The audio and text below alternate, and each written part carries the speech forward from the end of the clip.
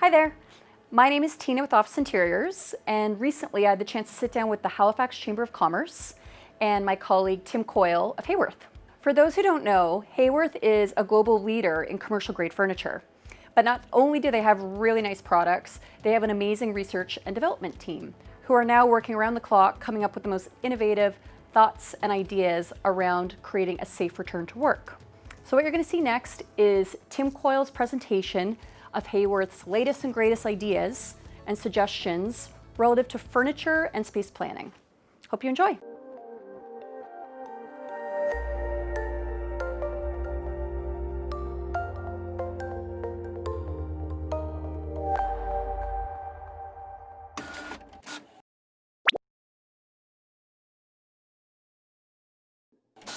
So our new normal. So here's some new considerations we all have to consider.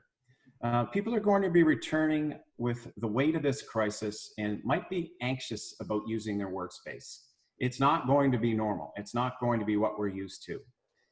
So employees need to feel secure about maintaining their well-being while back at work. And some of the things that we need to think about while coming back to the office, and those of you who are on the call who are in control of facilities or have to think about this type of thing, you might own your own business or be in that position. You have to consider physical distancing norms. They're new. There's going to be elevated health and safety concerns by employees. There's the need to find a balance for creating personal interaction space and a balance of virtual collaboration, which of course we're doing right now. Short and long-term workplace changes to be implemented. So from facility needs to work rotation and possibly sequenced return for employees coming back to work. And the goal, of course, is to keep employees safe, confident, and effective. Remote work is playing a huge role and will be playing a very large role moving forward. We've all, of course, experienced remote work. I think a lot of us have been pleasantly surprised if it's the first time that there's been a lot of remote collaboration going on. It can be quite effective. So let's look at this remote work strategy. So you should introduce guidelines that can balance personal interaction and collaboration. So that's both virtually and physically within your existing building. And to do that, excuse me, you want to identify the total occupancy by floor plate. Now define the quantity of positions that are truly needed to work on site. So who or what role is really effectively needed to be on site every day? Determine which roles are optimal for remote work. So the opposite. So what roles have you experienced in the last couple of months, or can you think about moving forward that you might be able to optimize as a remote worker? Assessing your floor plate density level to meet physical distancing guidelines means you're going to be pushing some people out of their space by necessity. So determine the ratio of individual work points, that's workstations, work areas, and the maximum space occupancy you have. And of course, if the space doesn't allow, which most spaces won't, there will be a reduction of footprint required. Determine maybe a sequencing and work rotation for remote workers, meaning possibly not everybody is either a work from home employee or a work in the space employee, but there are ways to sequence people in and out of the office, say 2 days a week, 3 days a week, to allow for people to work both from home and in the workspace. You also should be concern yourself with maintaining your confident employees. This has to do with well-being, really, within the workspace. This is just an example, inspiration or recovery. We have to think about that with people. People are under a lot of stress right now. So personal control and safety needs additional emphasis and will be defined in different ways in the new normal. So consider further leveraging some of those spaces that already offer access to daylight, maybe resequence or reconfigure what the role of that space would be. Support mobility and access to retreat spaces if you're so fortunate to have that in your building or your workspace. And provide access to outdoor working spaces, especially this time of year. Lots of studies show that the more you allow your employees to gain access to the outdoors, the healthier and more confident they will be. Again, to maintain confident employees, this would be an example of focused work. So a lot of us in the old pre-COVID days working in very crammed workstations, kind of a Dilbert-like environment, let's say. That returning to that type of work may cause a little bit of extra stress on a lot of employees. So the ability to focus and do your work is going to be affected by that heightened stress level. So in order to provide more privacy and more confidence in your employees, you can introduce vertical space division. That just extra higher panels, introduce screens to workplaces, use storage options. You can use storage for privacy as well. You can consider orientation. The orientation you're seeing here is optimal for social spacing, the 6-foot distancing, being back to back as opposed to facing each other. Some other things to think about: minimizing the risk of touching within a space.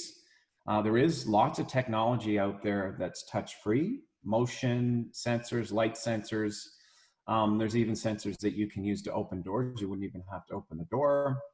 Obviously introducing cleaning stations. So frequent cleaning and disinfecting of high-touch surfaces, high-touch areas. And you can extend to the outdoors. So I touched on it before: create a space for individuals to work outside. Even introducing plants. That's a great and inexpensive way to clean the air. And it's a beautiful introduction into any environment. And then learning from time at home. Is it possible to continue on with people working from home as a more agile approach? Who did work well from home, and can that continue? And then considerations for teams that would normally have to collaborate in the office that now can't collaborate. So you need to consider how they're going to continue to share their ideas.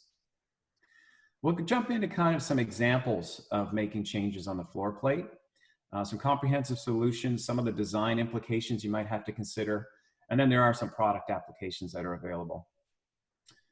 Here's the key design implications you're going to be facing. Remote workers, we've talked about that. Cleanliness, very, very important. There should be a brand new regimen for cleaning within any office environment. Safety is of a concern. There's new protocols in lobbies, receptions, security areas, etc. We may get to the point where, there may be temperature checks as you come into the lobby of any large office building. Density is the key here. Analyze your facility circulation, achieve appropriate distancing. Interaction and collaboration is key, both physically, in person, and remotely.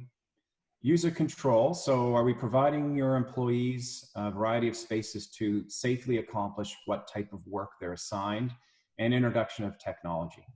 Again, Haworth does have documents that we've produced that have to do with care and maintenance, cleaning, textiles, disinfection. These are available if you have concerns about what you should be considering as far as care and maintenance and cleaning within a commercial space. So here's what we call an open plan scenario, or benching is the vernacular in commercial furniture. So this is not necessarily people who have been divided by panel systems. It's more of an open work environment. So you can see in planning for these scenarios, the before scenario, you've got 6 people working in this given footprint. Now we have to address the physical distancing, which is 6 feet. Collaboration, user control, they're working face-to-face. There is not any high screens. So we're really working with a dense footprint here, sorry. What we're doing to alter this is we're going from 6 employees to 4 employees in the same footprint. So where do the other 2 go? This is where you have to consider possibly rotating in workers. There may be shared workspaces. So any given day of the 5 days a week, there's 4 people at the workstation and 2 people working from home. We've also introduced material options are a consideration here. If you have the ability, introduce surfaces that are easily cleanable. Fabric is not one of those surfaces. So the difference here is we've removed these fabric cushions on the storage, and then we've introduced higher screens. So a nice guide point for anybody on the call, if you're facing a coworker, minimally you'd want to have about a 50 to 52 inch barrier, and that's measured from the ground up, to accommodate task work and safely working face-to-face. Here's a different type of workstation. This is height adjustable tables. Typically this environment is a very small footprint. People are far less than 6 feet apart. So in the before, you're seeing quite a condensed area with a little lounge area. There are things you can do, like introducing modular partitions to create barriers, and then pulling work surfaces apart to create that physical distancing. In this particular case, we've added some privacy screens that are mobile. Things to think about, I mentioned it earlier, but cleanability. So laminate products are easier to clean. Faux leather as opposed to fabric. Upholstered back task chairs can be cleaned. Polymer surfaces are good. Metal surfaces are good. And maybe limit the amount of accessories that might be hanging around that could capture anything and would be hard to clean. That might really have to do with a lot of work environments. People have a lot of pictures or plants or personal memorabilia. That stuff you might want to consider removing or reducing as much as possible. And then we have to do with the introduction of possibly a home office program. I think most of us on the call have worked from home in the last few months. It's just as important to be ergonomically sound within a home office as it is to be ergonomically sound within your commercial space. So just saying to somebody, hey, you get to work from home a couple of days a week, or we're going to have you work from home a couple of days a week. If their home setup is sitting on a bench at the dining room table 8 hours a day, it's not really good for their well-being. So you can consider sourcing products that are ergonomically sound, maybe starting a home office program within your company where you supply the products for those employees who may be, for the first time, having to work from home. And honestly, it's fairly simple. Everybody needs a task chair, a good ergonomic task chair, a work surface, height adjustable. If you're lucky, height adjustability is great, and some monitor arms. Just these three elements alone can create a very ergonomically sound at-home workspace. Everybody has a unique solution. There's finding balance. You can tap teams of experts, etc. Because everybody on the call, you might be your own employee, a solo employee. You might be responsible for 20 employees or 50 employees. So you have to find a balance within your own space and your own solution. And we can offer help there between Tina and I.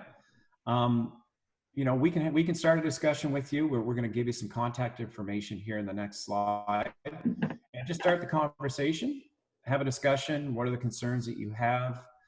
We have tools and resources to conceptualize what it might look like, where you are now, where you could be after maybe implementing some of these new normal applications, etc.